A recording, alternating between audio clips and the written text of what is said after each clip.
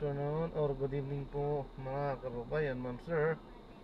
This is Jam, the Filipino channel, ang inyo pong lingkod. So today is December 8, 2025 at tayo ngayon ay papunta. Ilang tayo ay magigupat patintero dyan sa may JTB building sa may Pangkal, Makati po yan. At datalhin po natin yan sa may Walter Mart, Makati, Chino Roses Avenue, Pangkal, Makati. Okay, so magbabalik po tayo mamaya konti po pag nakuha na po natin sila. Disclaimer lang po, ang content po natin ay kalsada at hindi ang passenger. Kaya naman sakali man po na may marinig kayo mga pangalan ng lugar, pangalan ng tao, pangalan ng organizations, government o private, manyana, ay wala pong kinalaman ng channel na ito at wala pong pinapatungkulan.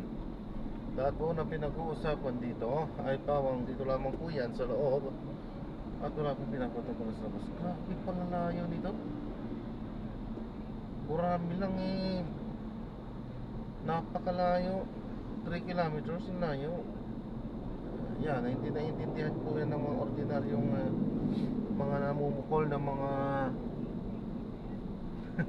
sumisita-sita lang po sa atin, yung mga hindi nalalaman talaga yung ating sitwasyon, yung kalagayan ng ganitong uri ng hanap buhay. Kasi kung binatuhan kang napakalayo ay natural at ano po yan, nangumuhunan ka dyan ng gasolina. Ayan, makinig tayo ng mga nagbabagong balita at mga talakayan. Wala tayong magagawa dyan, kasama talaga sa hanap buhay yan. At ito, alam po yan ng kapwa ko sa ganitong uri ng klaseng hanap buhay na paminsan-minsan po or meron po talagang may mga trips po kami talaga natalo. Wabawi na lang yan sa mga kasunod, sa mga sumusunod. So yan, talagang ang aming hanap buhay hindi lang po talaga paghanap buhay, kundi bagkus ay yan, kasama ang serbisyo publiko pa rin talaga. Pagkat meron talagang talo. Well, yung iba magagaling magpili, pero siyempre hindi naman sa lahat napipili mo ay nakakapamili din sila dahil may may katapusan din yung pagpipili. Bababa yung aming acceptance ratings, tapos pagka-cancel ay may bilang lang po yan, hindi naman yan unlimited so may katapusan talaga. Yan ang hindi naunawaan ng iba. Matutusin nga ay karapatan din naman sana namin na magpili, kasi siyempre kami yung namumuhunan. Buti sana kung ang sistema po dyan, halimbawa ay sasagutin ang gasolina, saka sakali man na maipit tayo sa traffic. Wala naman po ganun nakafix yung pamasahe tapos ka-RT-RT pa at magkukumplin-kumplin pa, diba? Kung rami na nga na traffic ka, nagtulog, nag-aircon, nagpalamig, walang dagdag yun, nalugi ka, tapos sila pa magreklamo. Ano yun? Nasaan justice? Kami naghahanap buhay at yun, nalulugi kami sa ganun. Serbisyo publiko yun ang naihatid namin kayo ng ligtas sa inyong pinatunguhan. Nalugi kami nang dahil sa paghatid sa inyo, nakarating kayo sa inyong mga destinasyon, tapos ang dami pang mga comment na paparusahan doon yung mga tumatanggi. Ano yun? Sometimes talaga kailangan tumanggi. Hindi nyo naunawaan yun dahil hindi kayo namumuhunan. Alam nga naman, lagi na lang na puro kami palugi sa biyahe namin. Natural, lugi sa iba. Bawi sa iba, ganun. Ayan, so makinig tayo ng mga nagbabagong balita at mga talakayan. Sa mga atleta para sa 2025 SEA Games, puspusa na, tuloy-tuloy ang pagtutokil lang sa 24 oras.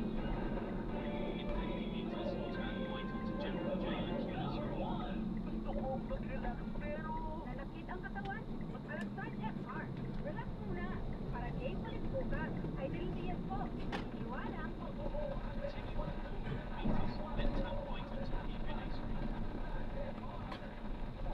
ay di ko tayo para sa ito po. Generic name, pansabi mo. Ang balita dapat makatotohanan at patas at kukunin namin maging mapanuri. Ako si Gio Benitez, broadcast journalist at news anchor. Sa laro ng business ay hindi pa narinig. Ganun din pagdating sa Voice of Mexico. Dito ako sa tunay natural at original. Ay Freedom One. O kasi meron talagang lebat, di ba? Meron yung excise tax natin, although fixed po yun, but definitely lahat ng dadaanan ng produkto yung kaaktivitas ng consumer. Pagkakalapit ng netting free sa diesel at gasolina, kung susumahin ang lahat ng dagdag presyo at rollback mula umpisa ng 2025. Kasunod ng utos ng Korte Suprema na ibalik sa PhilHealth ang 60 billion pesos na pondo na naunang inilipat sa National Treasury. Tinukoy ngayon ng ahensya kung saan ito ilalaan. Bagamat naniniwala naman ang Philippine Medical Association na dapat may managot sa mga nagtutos ng paglipat ng pondo sa National Treasury. Sinabi ng grupo na hindi nito pangunahan ang pagkakain ng reklamo. Nagpapatrol, Rafael Ibusano. Naniniwala ang Philippine Medical Association na dapat managot ang mga opisyal na nag-utos na ilipat ng PhilHealth ang excess reserve funds nito sa National Treasury. Isa ang PMA sa mga petitioner ng kasong isinusulong na maibalik sa PhilHealth ang nauna nang nailipat na 60 billion pesos sa pambansang kaban. Sa desisyon ng Korte Supremang inilabas noong Biyernes, idineklara nitong unconstitutional at nagkaroon umano ng grave abuse of discretion sa pagpapatupad nito. Gayunman, hindi kasama sa desisyon ang pagtukoy sa criminal liability ng mga opisyal. Susuportahan naman ng PMA ang sinumang magsasampa ng kaso laban sa mga opisyal na nagpalipat sa pondo ng PhilHealth. Alam naman natin kung sino yung mga yan. So, we would be supportive of that move. Pero hindi ko siguro ang mga doctors o mangunguna to file those cases. Malaking bagay ang pagdating ng korte na maibalik ang 6 bilyong piso para sa PhilHealth. Ayon sa tagapagsalita ng ahensya, mailalaan ito para palawakin ang mga benepisyo ng mga miyembro ng PhilHealth.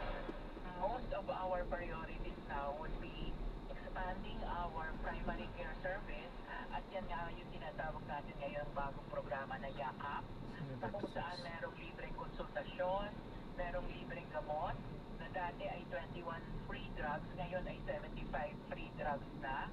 Tapos meron din itong kasama na libreng mga diagnostics.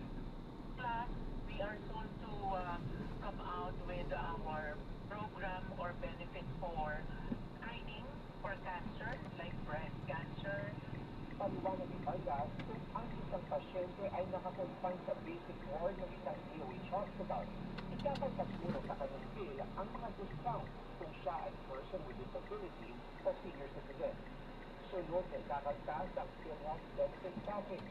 Kung ano man ang halaga na matira, yun ang ipapasok sa zero balance billing program ng DOH.